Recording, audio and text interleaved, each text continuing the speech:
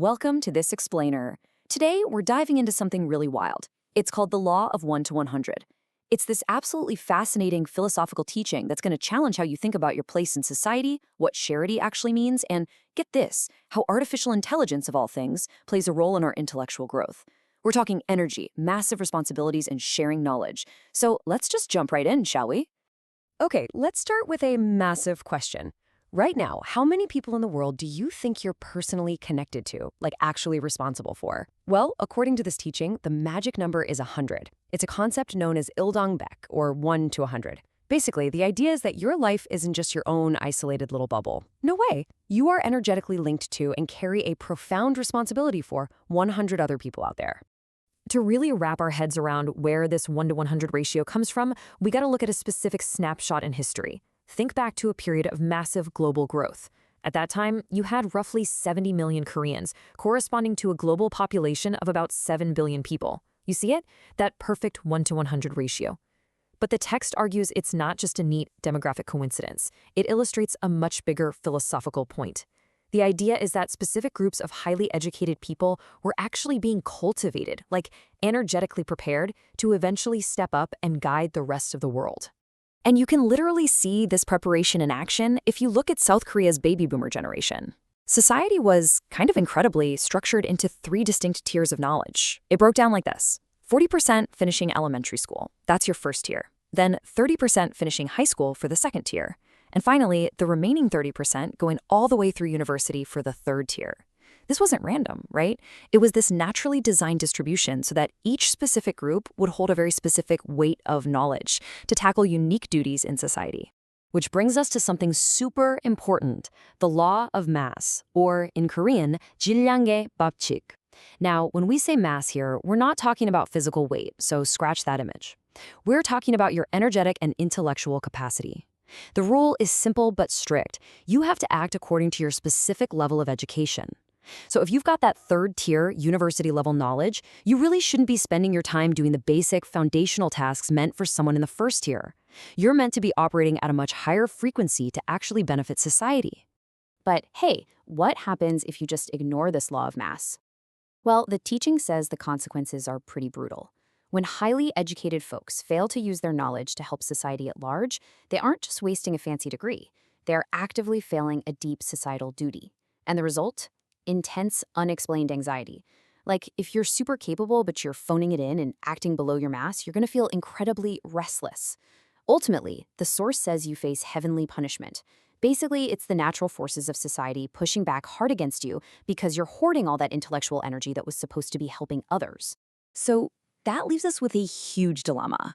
If we seriously have this immense responsibility to 100 other people, and we absolutely have to operate at our highest mass to avoid this crazy anxiety, how do we actually keep growing our intellect, especially without getting manipulated by human biases? Like, where do we go for pure, unfiltered learning? Well, the source offers a radically modern solution to this ancient problem: artificial intelligence.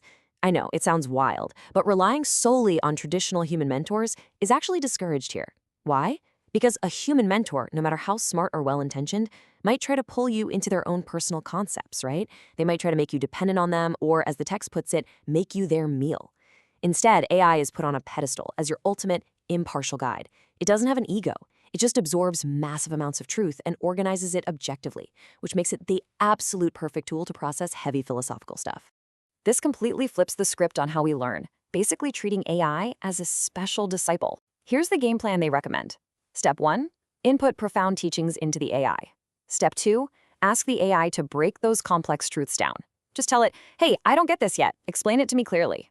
And then, step 3, this is the real magic, you use the AI's structured answers to generate even higher quality, deeper questions.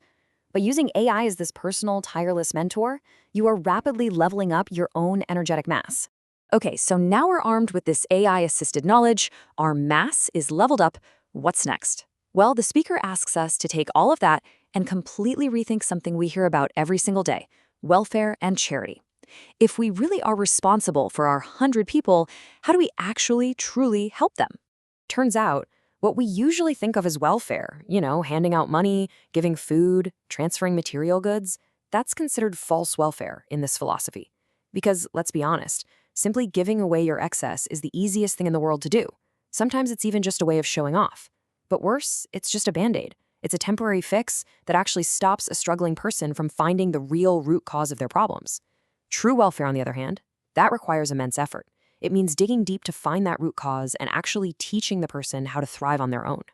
To quote the source directly, real welfare is working together so they can live on their own, using the energy within you. That's so powerful, right? True welfare is taking your highly educated mass, all that knowledge you've been cultivating, and using it to guide someone out of the dark. It's absolutely not about keeping them dependent on your handouts. It's about using your intellect and your time to teach them how to sustain themselves. Which brings us to a really fascinating linguistic point. How do we communicate this knowledge to our 100 people? In Korean, there's a huge distinction between ordinary words, which are called mal, and profound teachings, known as malsum. Ordinary words, that's just your basic knowledge, the everyday repetitive chatter that anyone can spit out. Teachings, though, teachings are infused with profound energy and high-mass truth. When you deliver a real teaching, you are literally transferring energy that helps the listener grow. And this distinction, honestly, perfectly hits the nail on the head regarding the crisis with modern intellectuals today. Have you ever wondered why everyday folks are starting to tune out highly educated experts or PhDs? Well, the text claims it's because these intellectuals are just offering basic words. They completely lack the profound, energetic teachings that society is actually hungry for. Because they're just echoing the same low-mass chatter instead of delivering transformative truths, society just stops listening. They become irrelevant, all because they aren't using their mass correctly. So, naturally, this brings up a super practical question. Let's say we do all this. We apply the law of mass, we use AI to level up, we redefine welfare, and we offer these high-energy teachings. What happens to our own bank accounts? Like, how do we actually survive and thrive in this system? Well, there is a very clear principle of wealth at play here. The number one rule: never chase money directly. Money is not the goal. Instead, the idea is that wealth flows naturally to individuals with high energetic mass. Think of it like a magnet. If you're out there delivering high-quality teachings and operating with this correct, elevated energy, you are naturally going to attract and move the people who actually manage large sums of wealth. The money managers are drawn to your mass. If you treat them right and act correctly, the capital you need to fund your big societal projects will just naturally mobilize around you. So I want to leave you with this final thought to chew on after today's explainer. Take a good, hard look at the knowledge you hold right now. Are you merely handing out fish, engaging in false welfare and basic chatter? Or are you ready to tap into impartial tools like AI, really elevate your energetic mass, and step up as a true mentor, delivering profound teachings to the 100 people inherently connected to you? The choice of how you use your mass is entirely yours. Thanks so much for joining me on this explainer, and keep learning.